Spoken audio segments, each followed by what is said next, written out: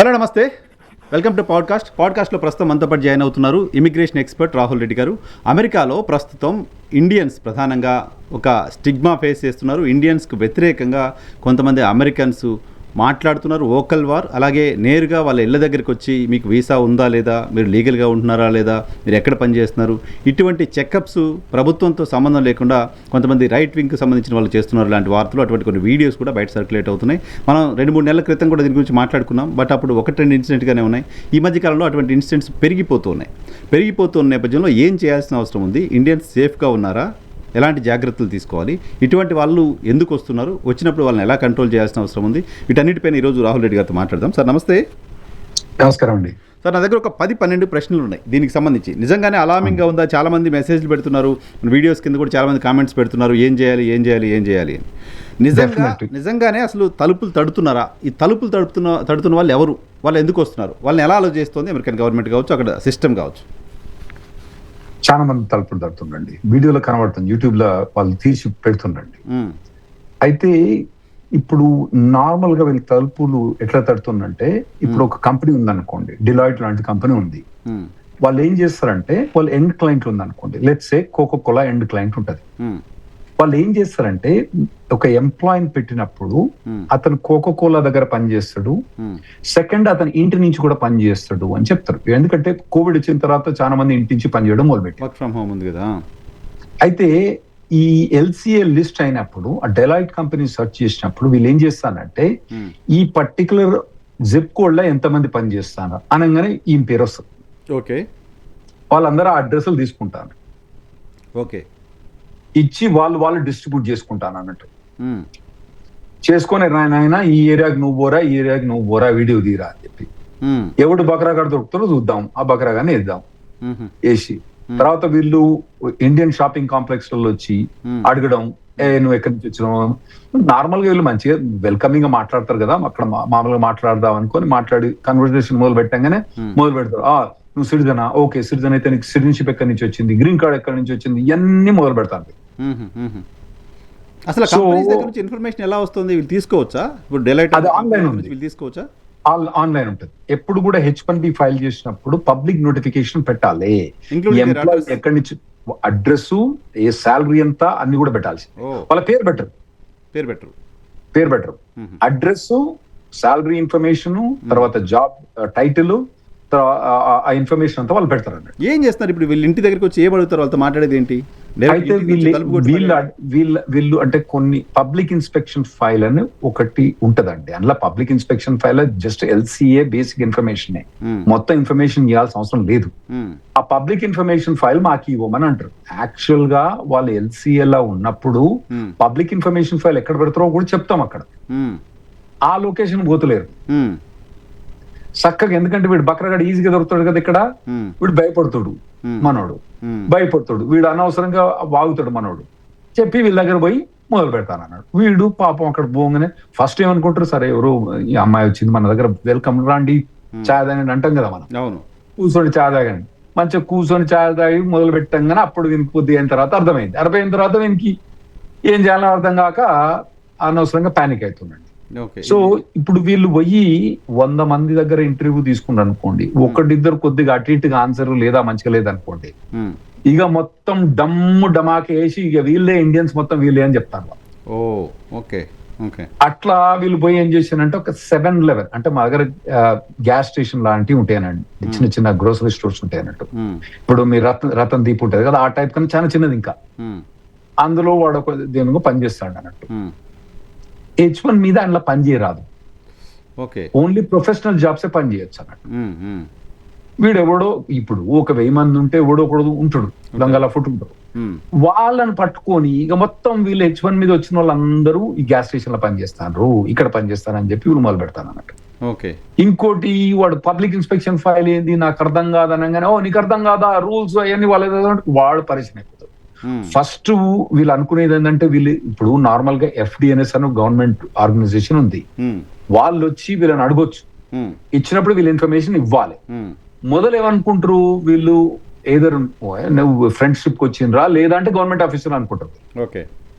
అనుకుని వాళ్ళని ఎంకరేజ్ చేసిన తర్వాత అసలు విషయం బయటపడిన తర్వాత ఇక ఎలక కుర్తలు పట్టినప్పుడు ఇటుకపోయి బయటకు పడుకుంటే ఇష్టం వచ్చినట్టు మాట్లాడతా అంటే ఇక వీళ్ళు అవన్నీ పబ్లిష్ చేస్తాను.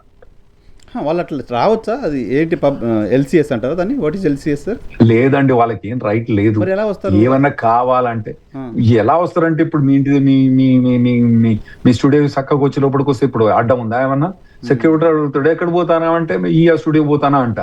అనగానే మీ దగ్గర విజిటింగ్ పాస్ అందరి దగ్గర ఉండదు కదండి, ప్రతి ఇంటి దగ్గర ఏదన్నా కంపెనీస్ కాదు కదా. ఇప్పుడు మీ దగ్గర యాక్చువల్ గా ఇండియాలో ఉన్న సెక్యూరిటీ మా దగ్గర ఉండదు. మా దగ్గర గేటెడ్ కమ్యూనిటీస్ కానివ్వండి, అపార్ట్మెంట్ కాంప్లెక్స్ కానివ్వండి, ఏదైనా లోపల రావాలంటే చక్కగా వాక్ చేసుకొని రావచ్చు. ఇప్పుడు అందులో కూడా మా హ్యూస్టన్ లా అంటే కనీసం గేట్ ఉంటుంది, కానీ డల్లాస్ ఏముండదు, గేట్ ఏముండదు, చక్కగా బోర్డే లోపలికి. హౌసింగ్ ఇవన్నీ ఉంటది కదా, అన్ని చక్కగా బోర్డు ఏముండదు అక్కడ. ఓకే. ఆ గేట్ ఉన్నా కూడా ఈజీగా ఏదో ఎప్పుడు ఓపెన్ ఉంటదండి ఆ గేట్, తెరిచి ఉండదు. మీ మాదిరి గేట్ ఉండి ఉన్నదా, గేట్ పాస్ ఉందా, మై గేట్ ఉందా, గీట్ ఉందా, ఏముండదు అక్కడ, చక్కగా వెళ్ళిపోవడం. పోతారు, వచ్చిన తర్వాత వాడు డోర్ నాక్ చేస్తాడు. సో ఇప్పుడు సోషల్ మీడియా వీడియోస్ కాదు, సీరియస్ గానే ఇష్యూస్ జరుగుతుంది అక్కడ. అవును, సోషల్ మీడియా వాళ్ళు ఇప్పుడు ఒక వింగ్ అని ఉంటదండి, ఇప్పుడు మెగా ఆర్గనైజేషన్ అని ఒకటి ఉందండి.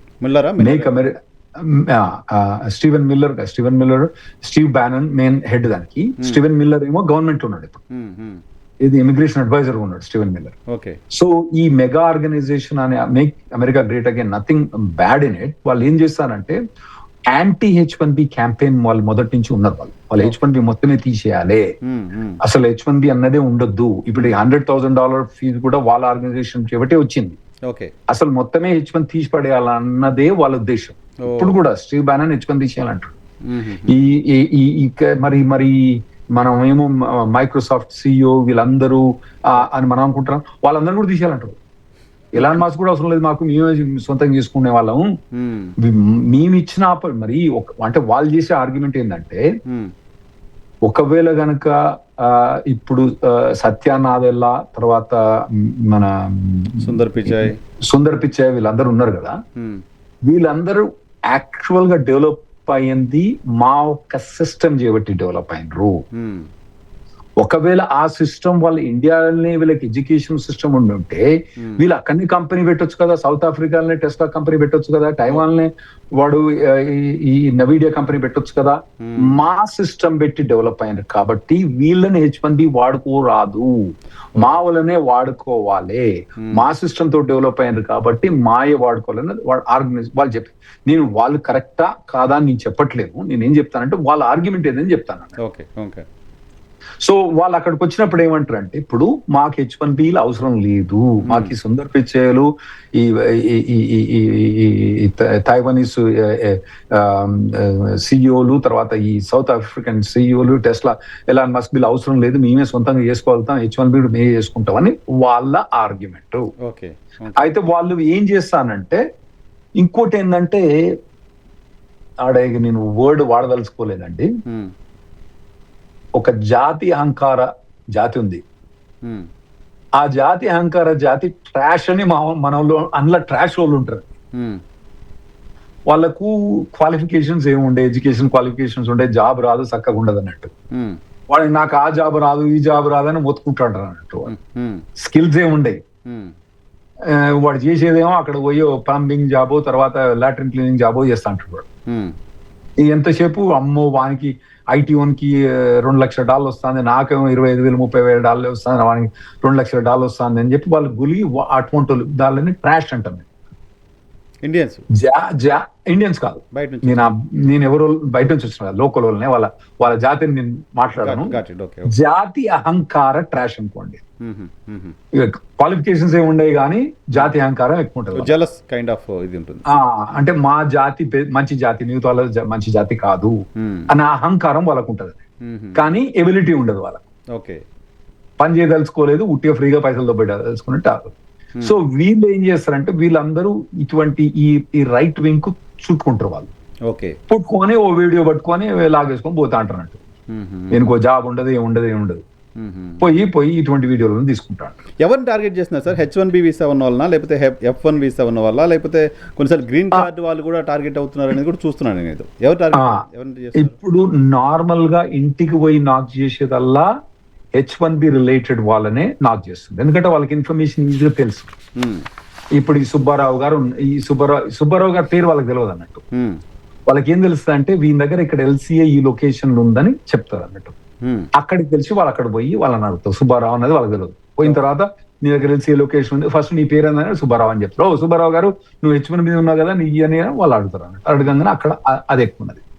ఇంకోటి ఏంటంటే షాపింగ్ కాంప్లెక్స్ వల్ల మాల్స్ లల్లా ఎక్కడైతే ఇండియన్స్ ఎక్కువ ఉంటారో వాళ్ళని పోయి డైరెక్ట్ ఇంటర్వ్యూ చేయడం మొదలు పెడతారు.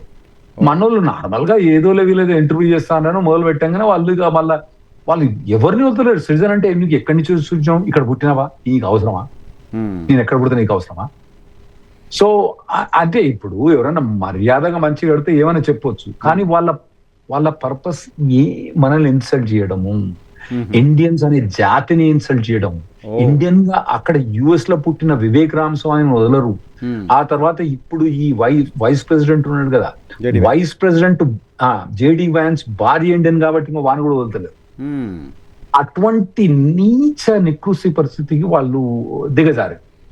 వాళ్ళతోటి మనం ఇంటర్వ్యూ తీసుకున్నామంటే ఎస్పెషల్లీ మనోళ్ళు అంటే అందరు సొఫిస్టికేటెడ్ ఉంటారు కదా, మా లాయర్ల దగ్గర వచ్చింది ఇంకో మేము బీజాడ బయటపడేస్తాం, మా దగ్గర రారు కదా వాళ్ళు. సో వీళ్ళ దగ్గర పోయి పాపం వాళ్ళకు ఎట్లా మాట్లాడాలో తెలియకుండా వాళ్ళ దగ్గర పోగానే యుఎస్ సిటిజన్ అంటే ఎక్కడి నుంచి నీ గ్రీన్ కార్డ్ ఎక్కడి నుంచి వచ్చింది, నీ అయ్యి నీకు అవసరం, ఆయన అవసరం నేను చెప్పన్నా. సో వాళ్ళు ఎవరైనా మంచిగా ఫ్రెండ్షిప్ అడుగుతుంది వేరే, ఫ్రెండ్షిప్ కాదు కదా. సో ఇవన్నీ వాళ్ళు షాపింగ్ కాంప్లెక్స్ వల్ల పోయి మాల్లకు పోయి ఇంటిమిడియేట్ చేస్తున్నారండి, భయపడతారు జనాలు ఎటువంటి క్వశ్చన్స్. సో వాళ్ళు వీళ్ళు కాదు, H1B అయినా గ్రీన్ కార్డ్ ఎవరైనా గ్రీన్ కార్డ్ మనలా కనబట్టుండేవాడిని కూడా. ఓకే, మనలా కనబట్టుండే ఇండియన్స్. ఎందుకు ఇండియన్స్ మాత్రమే టార్గెట్ అంటే వీళ్ళకు మెగా ఆర్గనైజేషన్ అన్నది ఏంటంటే వాళ్ళకి H1B వాళ్ళ మీద కుళ్ళు ఎక్కువ. ఓకే, ఇప్పుడు ఇల్లీగల్ గా వచ్చే వాళ్ళ మీద అది వేరే కథ కదా. H1 మీద అటాక్ ఎందుకంటే ఇల్లీగల్ వచ్చే వాళ్ళతో మస్తు పని చేపించుకుంటారు, రెస్టారెంట్ లో పని చేసేది వాళ్ళే, గార్డెన్ క్లీన్ చేసేది వాళ్ళ. సో వాళ్ళ మీద కన్నా వీడు డాక్టర్ జాబ్ తీసుకుంటాను, ప్రొఫెషనల్ గా ఉన్నాడు, లాయర్ల జాబ్ తీసుకుంటాను, తర్వాత ఈ ప్రొఫెషనల్ జాబ్ తీసుకుంటానన్న కుళ్ళు వాళ్ళకి ఎక్కువ ఉన్నది వాళ్ళకి. ఇంకోటి ఏంటంటే మీకు డాలస్ లో సిటీ సౌత్ ఎక్స్టెన్షన్ ఆ సిటీ ఉంటుంది, దాని పేరు గుర్తొస్తుంది నాకు, కోపెల్ పక్కన. అందులో ప్రతి ఒక్క ఇల్లు కూడా ఒక $4 million $5 million ఇల్లు ఉంటాయి. అలా 90% ఇల్లు మన ఇండియన్స్. ఓకే, దానికి వీళ్ళందరూ కుళ్ళుకుంటారు, అరే మా పైసలు ఇళ్ళని వీళ్ళకు ఉన్నాయి కదరా, కుళ్ళుకుంటారు. చెప్పిన కదా ట్రాష్ అని చెప్పిన కదా, జాతి అహంకార ట్రాష్ అంటారు కదా. వాళ్ళు ఇటువంటి వాటికి ఎక్కువ పార్టిసిపేట్ అవుతా అంటారు, ఇటువంటి వాటిని చేస్తా అంటారు వాళ్ళే. ఇంకోటి ఏంటంటే వీళ్ళకు కొద్దిగా తెగిస్తారు, వీళ్ళు పనికిరాని వాళ్ళు కొంత క్రిమినల్ యాక్టివిటీస్ కూడా ఉంటాయి వాళ్ళకు, వాళ్ళు భయపడరు ఎటువంటి వాటికి. సో వాళ్ళు వచ్చి మన వాళ్ళు ఇంటర్వ్యూ చేస్తే మన వాళ్ళు ఇంటిమిడియేట్ అవుతా అంటారు.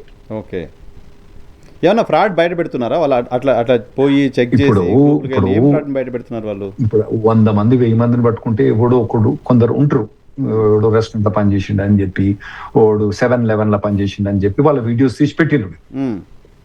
కొన్నేమో జెన్యునిటీ ఉండొచ్చు వాళ్ళ దాంట్లో, కానీ వాళ్ళ ప్రజెంటేషన్ ఏదైతే ఉందో అది మాత్రం కంప్లీట్లీ రాంగ్ అండి. ఒకతను ఇంట్లో పని చేస్తాడు, నువ్వు ఇంట్లో ఏదో పని చేస్తున్నాడు, నువ్వు ఇదెందుకు పని చేస్తావు, ఇంటిమిడియేట్ చేసి పెడతా అన్నట్టు వాళ్ళు రాంగ్ వేగా ప్రజెంట్ చేస్తాను అన్నట్టు ఇండియన్స్ అన్ని కూడా. ఇప్పుడు ఇండియన్స్ మంచి పని చేసి ఉంటే ఎవడో ఒకడు ఆ ఒక్క చెడ్డను పట్టుకొని వాడే, ఇక వాడు తప్ప ఇంకా మిగతా వాళ్ళు ఎవరు లేరు, అందరు ఇటువంటి వాళ్ళే. ఒక పక్క ఏం చెప్తారంటే మన వాళ్ళందరూ H1B జాబ్ తీసుకొని మంచి జాబ్లన్నీ తీసుకుంటానని ఒకళ్ళు అంటారు, ఒకళ్ళు ఏమంటారు వీళ్ళు H1 మీద జాబ్ చేస్తేనే లేరు, ఎక్కడో పోయి జాబ్ చేస్తున్నారు. అసలు కాంట్రడిక్షన్. మీరు చెప్పేది ఏంటి, మేము మంచి జాబులు తీసుకుంటానవా లేకుంటే లాట్రిన్ క్లీన్ చేసి జాబ్ తీసుకుంటాను, ఏం తీసుకుంటాను నువ్వు చెప్పు. సో వాళ్ళే కాంట్రడిక్ట్ చేసుకుంటా అవన్నీ పెడతాను అన్నట్టు. ఇంటిమిడేషన్ ఎక్కువ, దీంతో భయభ్రాంతులు చేయడం ఎక్కువ అన్నట్టు. బాగా టెన్షన్ ఉంది సార్ చాలా మందిలో. ఎవరైనా ఇంటికి వచ్చారు, ఎవరో వచ్చి డోర్ నాక్ చేశారు, అడిగారు, ఏంటి అసలు వాళ్ళ ఇంటికి వచ్చి క్వశ్చన్ చేస్తే ఏం చేయాలి మనం? నేను ఒక్కటే చెప్తా అండి, ఒకటే సెంటెన్స్ చెప్పాలి వాళ్ళతో, బెస్ట్ నో హ్యాబ్లో ఇస్పానియోల్. అంతే. అంటే ఏంటంటే నేను స్పానిష్ మాట్లాడను, ఐఎమ్ నాట్ స్పానిష్ అని చెప్పాలి. నేను స్పానిష్ లో నాకు మాట్లాడరాదు. ఓకే, వాళ్ళు స్పానిష్ లో అడుగుతారా?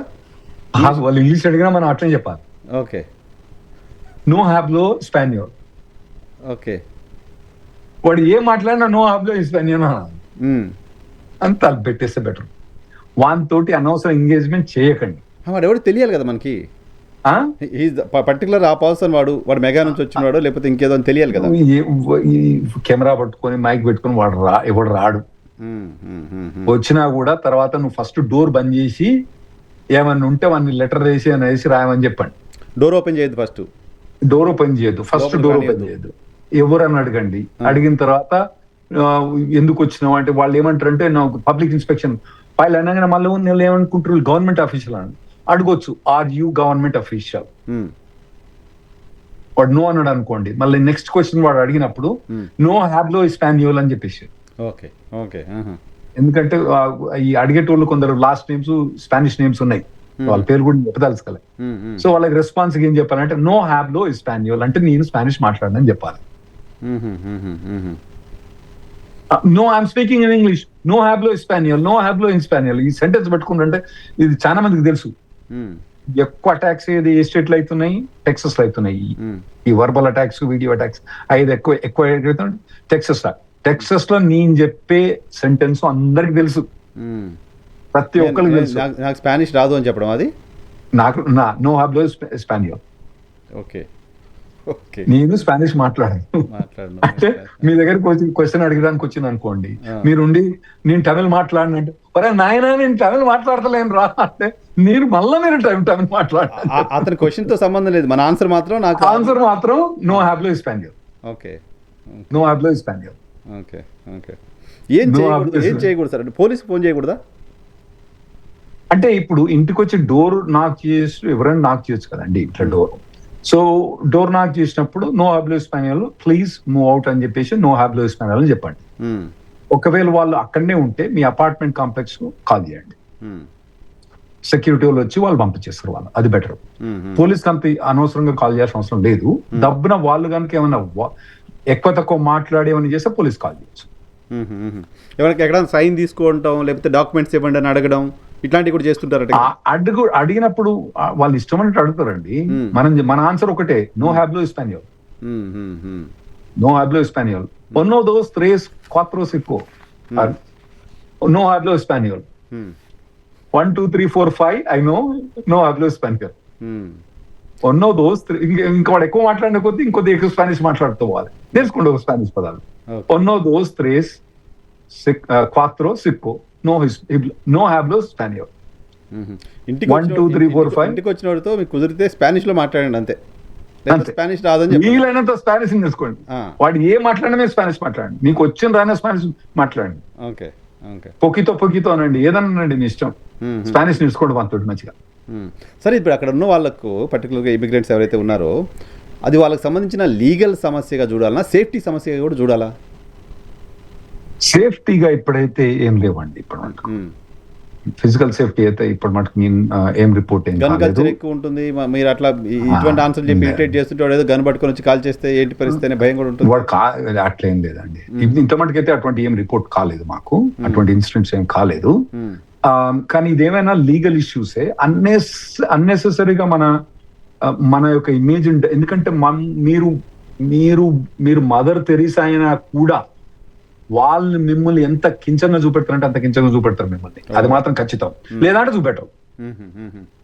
సో మీరు ఈ రైట్ వింగ్ వాళ్ళతోటి ఎంగేజ్ కావడం అన్నది కంప్లీట్లీ అన్నెసెసరీ. మీరు దానివల్ల మీకు వచ్చే అచీవ్మెంట్ ఏం లేదు. చాలా మంది నేను ఎవరైతే విక్టిమ్స్ అయిన వాళ్ళతో మాట్లాడినా వీళ్ళందరికి కూడా నోరు దూరం ఎక్కువ అండి.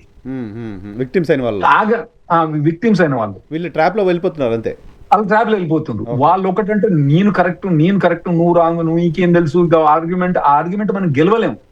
వాళ్ళు చేసేది వితండ వాదన, అలా మీరు గెలవలేరు. Okay, just escape from there అంతే. Escape from there best escape ఏంటంటే వీలైనంత స్పానిష్ నరకపడేయండి. ఈ పదం నో హ్యాబ్లో ఇస్పానియోల్, 1, 2, 3, 4, 5 సరిపోయింది. ఇంతమంది తెలుసుకొని సరిపోద్ది. ఇంకేమైనా కావాలంటే 4-5 పదాలు పాడేసేయండి. ఎందుకు తెలుగులో చెప్పకూడదా? నాకు తెలుగు రాదు. వద్దు, అమ్మమ్మ వద్దు. ఎందుకు వద్దు? ఎందుకు? దట్ ఈస్ ఎందుకంటే టెక్సస్ లో ఆ లాంగ్వేజ్ ఫేమస్ అండి.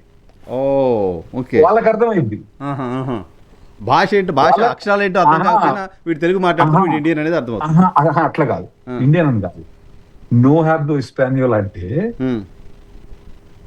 నువ్వు అంతే అంటే నువ్వు చెప్పే ఇంగ్లీష్ స్పానిష్ మాది ఉందిరా మాకు అర్థం కావట్లేదురా. ఓకే ఓకే ఓకే ఓకే వాటి లాంగ్వేజ్ మనం అట్లా నీ యాక్సెంట్ స్పానిష్ ఉందిరా నాయన, నాకు అర్థం కావట్లేదు, నాకు స్పానిష్ రావట్లేదు అని చెప్తాను. ఓకే ఓకే ఒక్క బుల్లెట్ తోటి 5 పిట్టలు కొట్టినట్టు అవుతుంది. అర్థమైందా?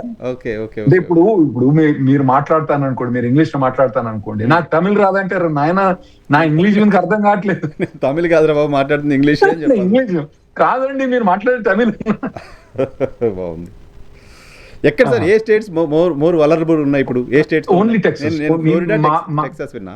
ఫ్లోరిడా కూడా పెద్ద ఏమి వినలే మేము.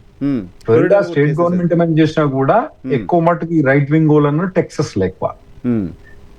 ఎందుకంటే ఫ్లోరిడాలో అక్కడ వేరే క్యూబన్ ఆర్గనైజేషన్ బాగుంది, కొద్దిగా ఇమిగ్రెంట్స్ అంటే కొద్దిగా ఆడ వేరే తీరుగా చూస్తారు అన్నట్టు ఫ్లోరిడాలో. సో ఇక్కడ మాత్రం టెక్సస్ నే ఎక్కువ ఉందండి. ఎక్కువ డల్లస్, హ్యూస్టన్, నేనుండే సిటీ హ్యూస్టన్, డల్లస్, ఈ 2 సిటీస్ మెయిన్ ఎక్కువ. ఆస్టిన్ ఇండియన్స్ ఎక్కువ, పర్టికులర్లీ డల్లస్ లో ఇండియన్స్ ఎక్కువ. ఇమిగ్రెంట్స్ కంటే ఇమిగ్రెంట్స్ హ్యూస్టన్ లో ఎక్కువ ఉండొచ్చు, కానీ ఇండియన్ ఇమిగ్రెంట్స్ అన్న వాళ్ళు ఒక్కటే దగ్గర కాన్సన్ట్రేట్ అండి. అసలు కొన్ని ఏరియాస్ పోతే ఇక మొత్తం ఆడ తెలుగే మాట్లాడతారు. హైదరాబాద్ లో ఉన్నట్టే ఉంటుంది మనకి. నో హ్యాబ్లో ఇంగ్లీష్ అక్కడ ఆ టైప్ లో ఉంటారు. సో అక్కడ ఎక్కువ అవుతుంది, ఇక్కడ డల్లస్ లో ఎక్కువ ఉంటుంది. సో ఈ భాష అన్నది నో హ్యాబ్లో స్పానియోల్ అన్నది మా దగ్గర చాలా ఫేమస్ అన్నట్టు. హ్యాబ్లో స్పానియోల్ అంటే మేము స్పానిష్ మాట్లాడతాం, నో హ్యాబ్లో స్పానియోల్ అంటే స్పానిష్ మాట్లాడతాం. వానికి ఇరిటేట్ అయిపోతాడు వాడు. అంటే నాయన నువ్వు ఇంగ్లీష్ మాట్లాడలేవు, స్పానిష్ నాకు అర్థం కావట్లేదురా, నీ స్పానిష్ నాకు స్పానిష్ రాదురా, మళ్ళా వాడు ఇంగ్లీష్ మాట్లాడినా నో హ్యాబ్లో స్పానియోల్, ఇరిటేషన్ వెళ్ళిపోతాడు. సార్ ఇదంతా H1B పాలిటిక్స్కి రిలేషన్గా చూడాలా? ఇప్పుడు మెగా లాంటి ఒక ఆర్గనైజేషన్కి సంబంధించిన వాళ్ళు ఆ ఆర్గనైజేషన్ నాలెడ్జ్లో లేకుండా, ఆర్గనైజేషన్ ఒక డెసిషన్ తీసుకోకుండా జస్ట్ వచ్చి స్ట్రీట్ల పైన ఇట్లా డోలు కొట్టే పరిస్థితి ఉంటుందా? వాళ్ళకి ఏమైనా హిడెన్ ఎజెండా ఉందా? వాళ్ళు అసలు ఏమనుకుంటున్నారు? డెఫినెట్లీ వాళ్ళకు హిడెన్ ఎజెండా ఏం లేదు, వాళ్ళకు open agenda. Eliminate, remove all H1Bs out. Okay. Cancel every green card possibly you can. Cancel every green card that you can possibly can. Denaturalize the people who are born in United States if their parents are not green card holder. That's not the Trump policy. Their policy. Okay. అంటే ఒకవేళ గనక మీ parents ఎవరైతే citizens బాన్ అయి ఉన్నా కూడా వాళ్ళ parents green card లేదనుకోండి, వాళ్ళని కూడా తీసేయమంటారు. నేచురలైజేషన్ తీసేయమంటారు వాళ్ళు. ఆ లెవెల్ ఆఫ్ యాంటీ ఇమిగ్రెంట్స్ వాళ్ళు. ఇంకా చెప్పాలంటే ఇక Nazi organization type. Okay. So అది మెగా ఆర్గనైజేషన్. ఫ్యామిలీస్ పైన ఇంపాక్ట్ సార్, చాలా మంది ఫ్యామిలీస్ ఇబ్బంది పడతా ఉంటారు, ఇంటికి వచ్చి డోర్లు కొట్టాలు అట్లా చేస్తుంటే. డెఫినెట్లీ ఇబ్బంది పడతా ఉంటారు. కాకపోతే ఏంటంటే మీరు ఎంగేజ్ అయితే ఇబ్బంది పడతారు, ఎంగేజ్ కాకపోతే మీరు వాళ్ళతోటి కన్వర్సేషన్ చేయకపోతే అవసరం లేదు. నో హ్యాబ్లో స్పానియోల్ అంతే, దట్స్ అ మ్యాజిక్ వర్డ్. చూసుకోండి అక్కడ ఉన్న వాళ్ళు ప్యానిక్. కొంతమంది నేను నాతో మాట్లాడుతున్నప్పుడు చెప్తుంటారు, మెసేజ్లు చూస్తుంటాను, కొంతమంది నా వీడియోస్ కింద ఏదో కామెంట్స్ లాగా పెడుతుంటారు, చూస్తుంటాను. అది కాకుండా ఇలా జరుగుతుందంట అనే ఇండియాలో జరుగుతున్న క్యాంపెయిన్, పర్టికులర్గా తెలుగు రాష్ట్రాల్లో జరుగుతున్న క్యాంపెయిన్ వల్ల యూఎస్ ఎవరైనా వెళ్ళాలంటే భయపడుతున్నారు, యూఎస్ వెళ్ళాలనే ప్లాన్స్ని క్యాన్సిల్ చేసుకుంటున్నారు. అట్లేం లేదండి. అంటే ఓవరాల్ గా ఇప్పుడు మీరు 20 ఏళ్ల కింద ఎంత ఇమిగ్రేషన్ ఉందో, ఎంతమంది H1 మీద పోయినరో 10 ఏళ్ల కింద చూద్దాం. 10 ఏళ్ల కింద ఎంతమంది F1 మీద పోతాండ్రో అంతకన్నా ఎక్కువ మంది పోతాను ప్రతి ఇయర్. ఈ ఆగస్టు కూడా పోతాం 10 ఏళ్ల కన్నా. కాకపోతే ఏంటంటే ఆ మధ్యలో కోవిడ్ వచ్చిన తర్వాత కానివ్వండి, కోవిడ్ వచ్చే ముందు కొద్దిగా బాగా ఇంక్రీజ్ అయ్యారు number of Indian immigrants going on student visas, బాగా ఇంక్రీజ్ అయ్యారు. కాకపోతే కొంత లెవెల్ తగ్గుతుందని నేను అనుకుంటాను ఈ ఆగస్ట్. లాస్ట్ ఇయర్ లో కూడా కొద్ది తగ్గింది, ఈ ఇయర్ కూడా కొద్ది ఆగస్ట్ లో తగ్గుతుంది అనుకుంటాను. రీజన్ అయితే వీసాలు డెఫినెట్లీ వీసాలు రాకపోవడం, యాంటీ ఇమిగ్రేషన్ ఫీలింగ్, తోటి ఎకానమీ ఫీలింగ్, ఇవన్నీ ఉన్నాయి. డెఫినెట్లీ ఉంది. క్రియేట్ అయిపోతుంది. కానీ యుఎస్ ఎకానమీ మీరు యుద్ధం అంటుండ్రు, ఈ యాంటీ ఇమిగ్రేషన్ అంటాను కానీ ఇట్స్ వెరీ పీక్ లో ఉందండి. కాకపోతే ఏంటంటే కొద్దిగా అర్థం కాంది ఏంటంటే ఎకానమీ, స్టాక్ మార్కెట్ ఏమో ఇట్లా పీక్ ఉంది, అన్ఎంప్లాయ్మెంట్ ఎక్కువ ఉంది. అదొక్కటి అర్థం కావట్లేదు. అది ఎప్పుడు కూడా స్టాక్ మార్కెట్ పీక్ ఉంటున్నప్పుడు అన్ఎంప్లాయ్మెంట్ తక్కువ ఉండాలి. అన్ఎంప్లాయ్మెంట్ అంటే ఇప్పుడు ఏఐ వచ్చిందంటే కొద్దిగా జాబ్ ఓవరాల్ గా టెక్నాలజీ మొత్తం చేంజ్ అయిపోయింది. దాంతో కొద్దిగా జాబ్స్ ఒక ఏ తోటి సాఫ్ట్వేర్ జాబ్స్ ఒకటే కాదండి, మిగతా జాబ్స్ అన్ని కూడా ఎఫెక్ట్ అవుతున్నాయి. ఇప్పుడు లాయర్ జాబ్స్ ఎఫెక్ట్ అవుతాయి, మిగతా జాబ్స్ అన్ని కూడా ఎఫెక్ట్ అవుతాయి, జర్నలిస్ట్ జాబ్స్ ఎఫెక్ట్ అవుతున్నాయి. టెక్నాలజీ ఇదివరకు ఏమున్నది, ఒక స్టూడియో పెట్టాలంటే వెనకట్లే 100 కోట్లు కావాలి, ఇప్పుడు అంత అవసరం లేదు కదా అటువంటి. సో అన్ని ఫీల్డ్స్ కూడా టెక్నాలజీ తోటి డిఫరెంట్ లెవెల్ అయిపోయింది కాబట్టి ఓవరాల్ గా డైనమిక్స్ చేంజ్ అవుతున్నాయి మనకు. సో డెఫినెట్లీ చూడాలి ఇయర్ ఎట్లా పోతుండ్రు, ఏం పోతుండ్రు అనేది. ఇప్పటికి కూడా యుఎస్ టాప్ వరల్డ్ యూనివర్సిటీస్ లో 300 యూనివర్సిటీలో దాదాపు 200 యూనివర్సిటీస్ యుఎస్ లో ఉన్నాయి. సో అమెరికా అంటేనే సేఫెస్ట్ కంట్రీ అనే ఒక ఇమేజ్ కదా సార్, యుఎస్ అంటే సేఫెస్ట్ కంట్రీగా చూస్తాం. అటువంటి సేఫెస్ట్ కంట్రీలో ఇప్పుడు H1B వీసా గొడవంట, అక్కడ వాళ్ళు ఏదో ఇష్యూస్ చేస్తున్నారంట, ఇవన్నీ ఇప్పుడు వింటున్నాం ఎక్కువ. ఇవన్నీ లీగల్ గురించే మాట్లాడుతున్నాం కానీ ఫిజికల్ సేఫ్టీ గురించి మనం మాట్లాడతలేం కదా. No worry about physical safety.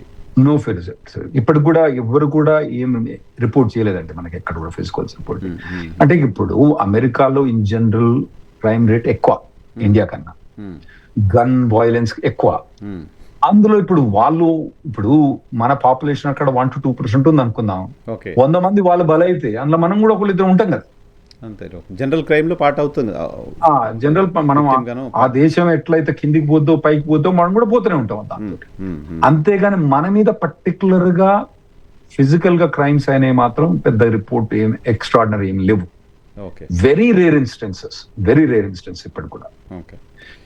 ఇప్పుడు మనం ఈ మెగా ఆర్గనైజేషన్ వీళ్ళు మాట్లాడి అటాక్ అయ్యేది వాళ్ళు 1 to 2% పర్సన్స్ అయ్యండి వాళ్ళు. అంతే కదా, వాళ్ళు పెద్ద ఉంటారు, కాకపోతే వాళ్ళు వోకల్ ఎక్కువ మాట్లాడుతున్నారు, క్యాంపెయిన్ చేస్తారు, అది ఎక్కువ. నార్మల్ జనరల్ అమెరికన్ పాపులేషన్ కు ఎప్పుడు కూడా ఇండియన్స్ అంటే ఫేవరబుల్. మన ఇప్పటికి కూడా మన Indian average income American average income కన్నా డబుల్ మనది. డబుల్. ఇంకోటి అన్ని రేసెస్ లలో Chinese, South Koreans, Pakistanis, Japanese, Europeans, Italians, అన్ని కంట్రీస్ అందరికన్నా పర్ క్యాపిటల్ ఇన్కమ్ ఎవరిది అయ్యండి అక్కడ? India side. Good. Indian side by a vast margin. The second place South Korea వస్తుంది, ఆ తర్వాత ఇజ్రాయెల్ నుంచి వస్తుంది. అంత అంటే మనలో టాలెంట్ అక్కడ వాళ్ళు రెస్పెక్ట్ చేస్తారు, మన ఇన్కమ్ లెవెల్ కూడా హై ఉంది. ఇప్పుడు ఏమంటారు అంటే దాన్ని తెప్పలుగా చెరువు నిండి కప్పలు 10,000 చేరు వదరా అన్నట్టు, ఆ దాంతో కొంత ఇటువంటి అన్ని మెగా ఆర్గనైజేషన్ వాళ్ళ అటాక్లు కూడా మొదలైనాయి మనకు. అది కూడా ఒకటి, అది కూడా ఒక మెయిన్ రీజన్. అదే మెయిన్ రీజన్ యాక్చువల్లీ, కుల్లే మెయిన్ రీజన్ అంతే. కానీ మన average Indian income is double then that of the American average there. And మన తర్వాత సౌత్ కొరియన్స్ ఉన్నారు చాలా డిస్టెన్స్ లో. మనకు యూరోపియన్స్ కానివ్వండి, జపనీస్ వాళ్ళు కానీ, చైనీస్ కానివ్వండి, వియట్నామీస్ వాళ్ళు మన దగ్గర కూడా లేవు. Super good to know. Okay, ఇప్పుడు ఏంటి H1Bకి సంబంధించిన అప్డేట్ ఉందా ఏమన్నా? సెకండ్ లాటరీ గురించి మనం మాట్లాడుకున్నాం లాస్ట్ ఎపిసోడ్ లో. లేదండి, సెకండ్ లాటరీ అనేది మనకు June 30th తర్వాత తెలుస్తుంది. ఎందుకంటే ఇప్పుడు ఫైలింగ్ అన్నది మాకు ఈ April 1st నుంచి June 30th లోపల ఫైల్ చేసుకోవాలి. June 30th లోపల ఫైల్ అయిపోయిన తర్వాత ఒకవేళ ఏమైనా మిగిలితే అప్పుడు మాకు July 15th ఆ టైంలో నోటిఫికేషన్ తెలుస్తుంది, చెప్తారు మాకు. రీసెంట్ గా ఎంతమంది ఏదో మార్నింగ్ ఈరోజు ఒక న్యూస్ రిపోర్ట్ చూశాను, యుఎస్ లో ఉంటున్న ఇండియన్స్ లో ఓ సర్వే ప్రకారం ఎవ్రీ 10 మెంబర్స్లో 4 మెంబర్స్ మళ్ళీ తిరిగి ఇండియాకి వెళ్ళిపోవాలి అని అనుకుంటున్నారని ఒక సర్వే చూసాం. లేటెస్ట్ పొలిటికల్ కండిషన్స్ ఇవన్నీ చూసిన తర్వాత ఆ పరిస్థితి ఉందా అంటే? ఆ పరిస్థితి అయితే లేదని అనుకుంటానండి. ఎందుకంటే ఇప్పుడు ఎటువంటి వాళ్ళు అక్కడి నుంచి ఇక్కడ రాదలుచుకున్నారంటే తప్పని జాబ్ పోయి ఏం లేని వాళ్ళు, లేదా అంటే ముసలోళ్ళు అయ్యి రిటైర్ అయిన వాళ్ళు ఏమో డిఫరెంట్ పరిస్థితి, వాళ్ళు రాదలుచుకుంటే వేరే. యంగ్ కపుల్ ఉన్నారు అనుకోండి, ఇప్పుడు 30 years ఏజ్ లో ఉన్నారు వాళ్ళు, ఇద్దరు సాఫ్ట్వేర్ ఇంజనీర్, పెన్లాం మొగడు, ఇద్దరు సాఫ్ట్వేర్ ఇంజనీర్ పనిచేస్తారు. వాళ్ళిద్దరు కలిపితే అండి $3 లక్షల సాలరీ. నార్మల్ కపుల్, నేను ఎక్స్ట్రాడినరీ కపుల్ గురించి మాట్లాడతలేను, normal couple between 250 to 350. So average గా వీళ్ళు $300,000 అంటే మంత్లీ $25,000 అంటే దాదాపుగా మంత్లీ 22 లక్షల రూపాయలు ఇన్కమ్. ఇవన్నీ 401k మెడికల్ అవన్నీ, ఇది కాస్ట్ టు ద కంపెనీ కాదు, ఇతనికి చేతికొచ్చే పైసలు 22 లక్షలు. అలా ట్యాక్సులు పోతాయి తప్పితే ఏది హెల్త్ ఇన్సూరెన్స్ 401k మన మీ ప్రావిడెంట్ ఫండ్ అయ్యి లెక్కకు రావు. అంత యావరేజ్ 22 లక్షలు వీళ్ళు సంపాదిస్తానండి. అదే కప్పులు గనక ఇక్కడ గనక పనిచేస్తే అదే ఎక్స్పీరియన్స్ ఉన్న వాళ్ళు, నేను చెప్పేది 4-5 ఇండ్ల ఎక్స్పీరియన్స్ ఉన్న వాళ్ళు అయితే ఇక్కడ ఆ 22 లక్షలు అనేది ఏడాది పడుతుంది వాళ్ళు సంపాదించండి.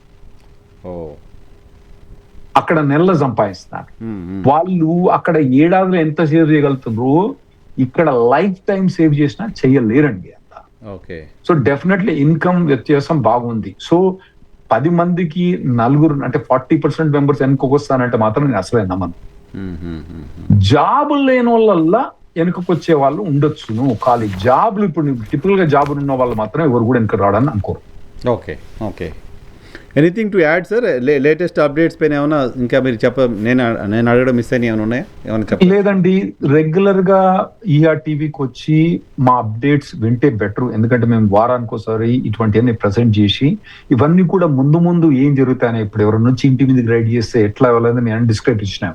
ఇట్లా ప్రతిదీ కరెంట్ ఇష్యూస్ అని మేము కవర్ చేస్తాం. కాబట్టి మీరు రెగ్యులర్ గా వీక్లీ మా దగ్గరకు వచ్చి కనీసం 20-30 నిమిషాలు స్పెండ్ చేస్తే మీకు అక్కడున్న పరిస్థితులు ఏమైనా అర్థమవుతుంది. ఎట్లా డిఫెండ్ చేసుకోవాలి, మేము ఎట్లా ప్రొటెక్ట్ చేసుకోవాలి, మిమ్మల్ని ఎట్లా అడ్వాన్స్ కావాలా క్యారియర్, అవన్నీ మీరు రెగ్యులర్ మా టీవీకి వస్తే బెటర్ అండి.